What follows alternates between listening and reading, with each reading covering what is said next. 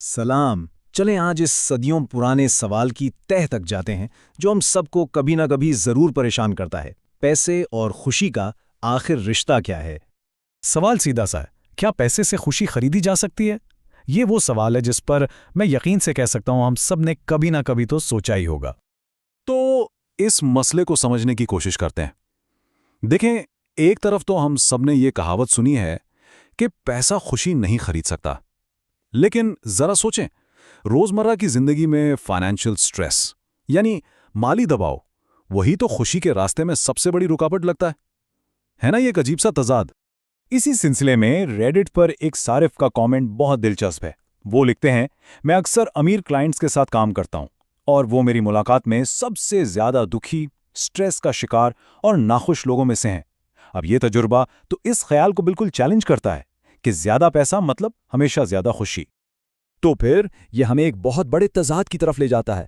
آخر زیادہ پیسہ زیادہ خوشی کیوں نہیں لاتا؟ چلے دیکھتے ہیں کہ ریسرچ اس بارے میں کیا کہتی ہے۔ اسے کہتے ہیں ایسٹلن پیراڈاکس، اور یہ ایک بہت ہی دلچسپ دریافت ہے۔ دیکھیے، کسی بھی ایک وقت میں امیر لوگ غریب لوگوں کے مقابلے میں اکثر زیادہ خوش ہوتے ہیں، لیکن لمبے عرصے میں جیسے جیسے کسی ملک کی آمدنی بڑھتی ہے، اس ملک کی مجموعی خوشی کی سطح وہ نہیں بڑھتی۔ واقعی حیران کن بات ہے نا؟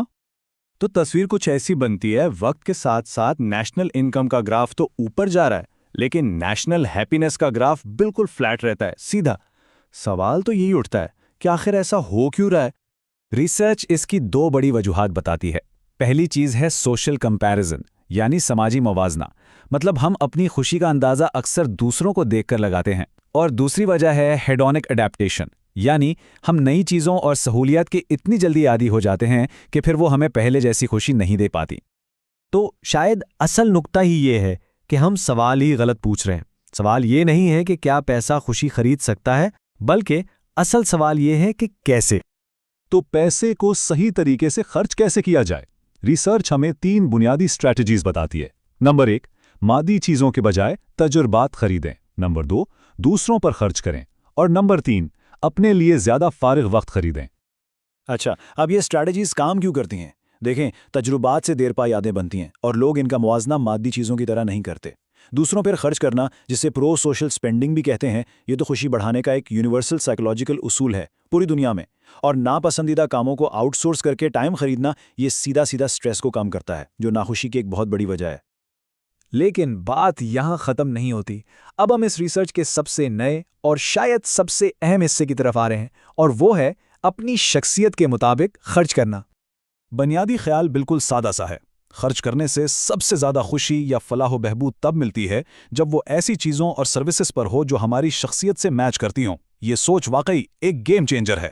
یہ تجربہ اس بات کو بہت خوبصورتی سے سمجھاتا ہے۔ جب ایک انٹروورٹ یعنی تنہائی پسند شخص کو کتاب کا واؤچر دیا گیا تو اس کے مثبت جذبات میں اضافہ ہوا۔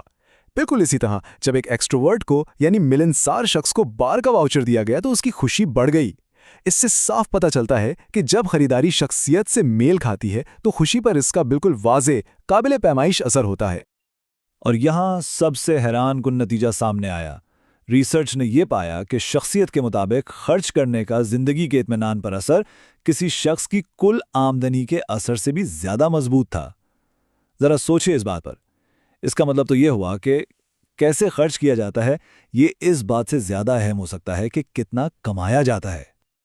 تو یہ ساری انفارمیشن ہمیں ایک نئے مالیاتی ذہن کی طرف لے جاتی ہے، ایک ایسی سوچ جو صرف نمبر سے کہیں آگے ہے۔ ایک اور ریڈٹ صارف نے اس خیال کو بہت خوبصورتی سے بیان کیا ہے، اصلی خوشی زیادہ حاصل کرنے سے نہیں آتی، بلکہ یہ اصل میں کم چاہنے سے آتی ہے۔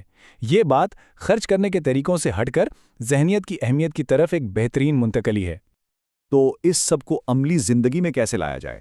پہلا قدم ہے مائنڈفل سپینڈنگ، یعنی سوچ سمجھ کر ہوش مندی سے خرچ کرنا۔ ہر خریداری سے پہلے روکیں اور سوچیں، کیا یہ واقعی آپ کے اقدار اور اہداف سے میچ کرتی ہے؟ دوسرا، مالی لچک بنائیں، جیسے ایک ایمرجنسی فنڈ، تاکہ اچانک آنے والے مسائل کا سٹریس کم ہو سکے۔ اور آخر میں، سب سے ضروری، دوسروں سے موازنہ کرنا چھوڑ دیں، اپنی توجہ صرف اپنے سفر پہ رکھیں۔ تو آخر میں ایک سوال جو سوچنے پر مجبور کرتا ہے، اس ہفتے ایسی کون سی ایک خریداری کی جا سکتی ہے جو واقعی کسی کی اپنی فلاح و بہبود، اپنی خوشی سے گہری مطابقت رکھتی ہو؟